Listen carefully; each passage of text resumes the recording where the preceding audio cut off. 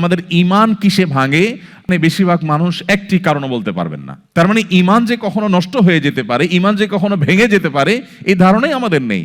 বরং আমাদের দেশে বিভিন্ন নেতৃস্থানীয় ব্যক্তিবর্গ বিভিন্ন সময় এমনভাবে কথা বলেন যেন ঈমান হলো লোহার চাইতেও শক্তিশালী কোনো পদার্থ। কোনো আঘাতে, এমনকি শিরকের আয়োজনের সাথে মিশে একাকার হয়ে গেলেও নাকি তাদের ঈমানের কোনো ক্ষতি হয় না। যার কারণে ঈমান নবায়ন করার গুরুত্বটা আমরা বুঝি না। ঈমান কিভাবে নবায়ন করতে হয়, এর গুরুত্বটা কি আমরা জানি না। নবী করিম সাল্লাল্লাহু আলাইহি সাল্লাম সেই সময় যখন এই চ্যালেঞ্জগুলো ছিল না, তখন বলেছেন, জাদ্দিদু ঈমানাকুম, তোমাদের ঈমানকে তোমরা নবায়ন করো, ঈমানকে রিনিউ করো। কিলা কাইফা নুজাদ্দিদু ঈমানানা ইয়া রাসূলুল্লাহ, হে আল্লাহর রাসূল, আমরা কিভাবে আমাদের ঈমানকে নবায়ন করতে পারি? তিনি বলেছিলেন, আকসিরু মিন কওলি লা ইলাহা ইল্লাল্লাহ, তোমরা লা ইলাহা ইল্লাল্লাহ এই যে বাক্য, এর মর্ম উপলব্ধি করে এটাকে বারবার তোমরা এটাকে উচ্চারণ করো, এটাকে বারবার নিজের মধ্যে ধারণ করো। আমার ঈমানের মিটার নেমে গেল কিনা, আমি সন্দেহের চোরাবালিতে প্রবেশ করে যাচ্ছি কিনা, আমি সংশয়বাদের মধ্যে প্রবেশ করে যাচ্ছি কিনা, আমি ঈমান থেকে বিচ্যুত হয়ে যাচ্ছি কিনা। গভীর মনোযোগের সাথে আমার সম্পদকে যেরকম আমি প্রতিনিয়ত হিসেব নিকেশ করি, আমি যেরকম সব সময় আমার সামাজিক অবস্থান, আমার ক্যারিয়ার, এগুলোকে সব সময় যেরকম আমি টেক কেয়ার করার চেষ্টা করি, ঠিক একইভাবে ঈমানের টেক কেয়ার করা, ঈমানের নার্সিং করা, ঈমানের পরিচর্যা করা, এটা আমাদের ঈমানকে শক্তিশালী করার জন্য অপরিহার্য। দুর্ভাগ্য, বেশিরভাগ মানুষই আমরা মুসলিম বাই চান্স হওয়ার কারণে, মুসলিম বাই চয়েস না হওয়ার কারণে আমাদের ঈমানকে নবায়ন করবার সুযোগ আমরা পাইনি।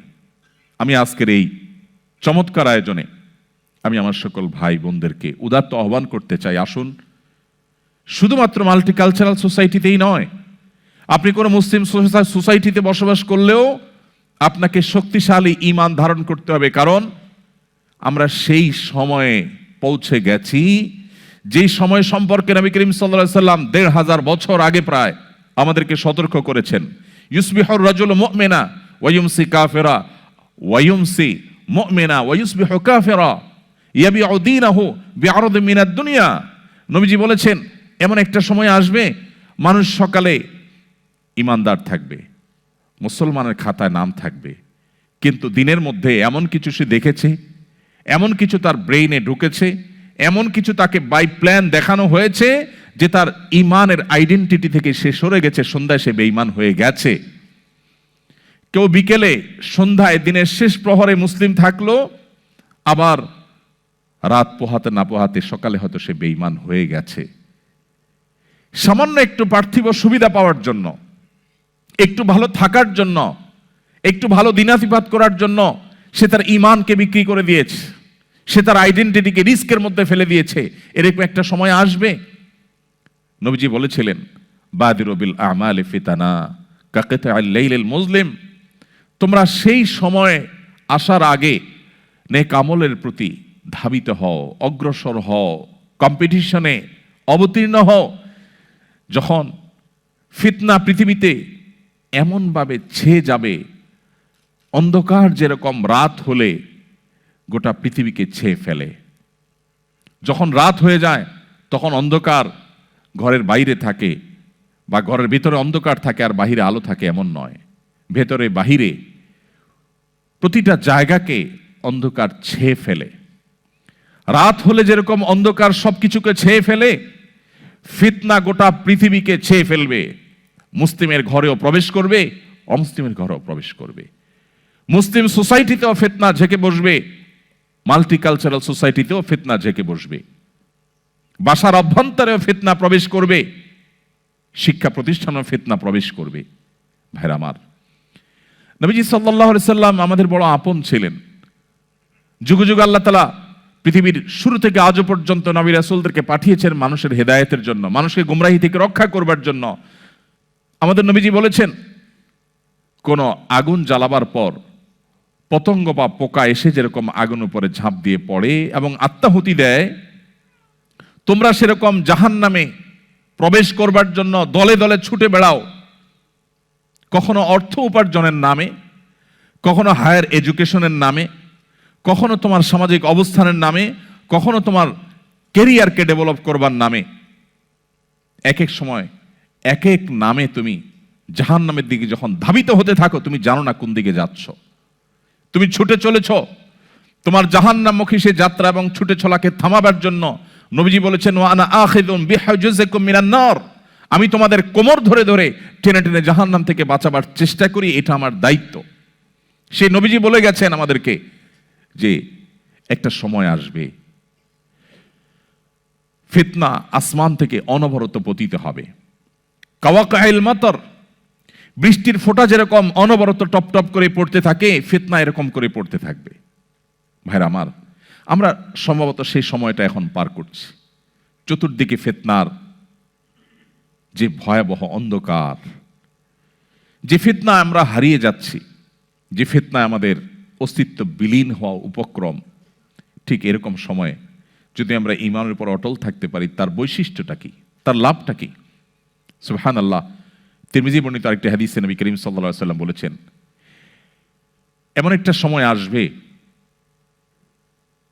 যখন ঈমানের উপরে অটল থাকাটা জ্বলন্ত